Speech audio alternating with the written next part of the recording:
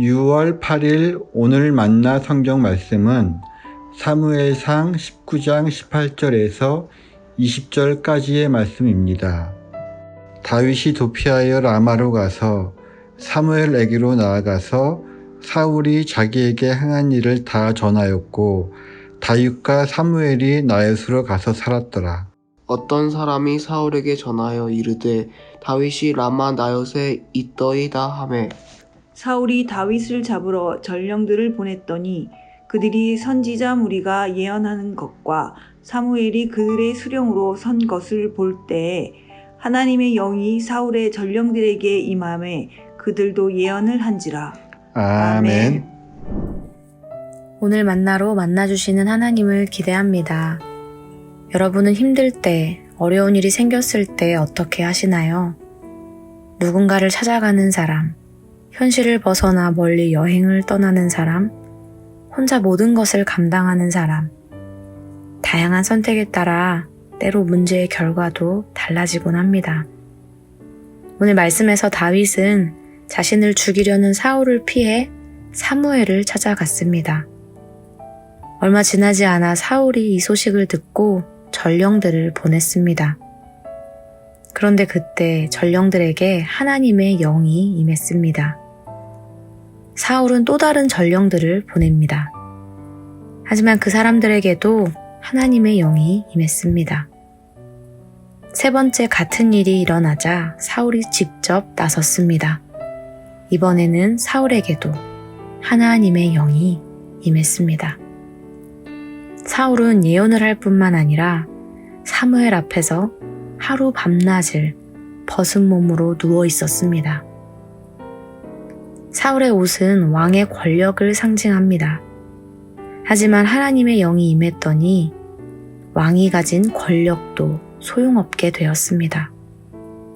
용맹하고 준수했던 사울 왕은 사무엘 앞에서 하나님 앞에서 부끄러운 모습으로 누워있을 수밖에 없었습니다. 사울이 왕으로 기름 부음을 받았을 때에도 하나님의 영이 임했습니다. 하나님의 영에 사로잡혀 예언하는 사울을 보며 사람들은 사울도 선지자 중에 있느냐 놀라워했습니다. 그런데 오늘 본문에서 수치스러운 모습으로 누워있는 사울에게도 사울도 선지자 중에 있느냐 똑같은 말씀이 울려 퍼집니다. 자기 통제력을 잃고 체면도 잃은 채 무력하게 누워있는 사울의 모습은 이스라엘의 왕으로 등극할 때의 영광스러운 모습과는 너무나 달랐습니다. 오늘 말씀에서 다윗은 사울의 위협을 피해 사무엘에게로 향했습니다. 다윗이 사무엘에게 간 이유는 그곳에 무기가 있거나 군대가 있어서가 아니었습니다. 사무엘이 있던 라마 나옅은 사무엘의 지도를 받는 선지자들의 무리가 머물던 곳이었습니다. 목숨의 위협 앞에서 다윗은 하나님의 사람들, 믿음의 공동체로 향했습니다. 하나님은 우리의 피난처시오 힘이시니 환난 중에 만날 큰 도움이시라. 아멘.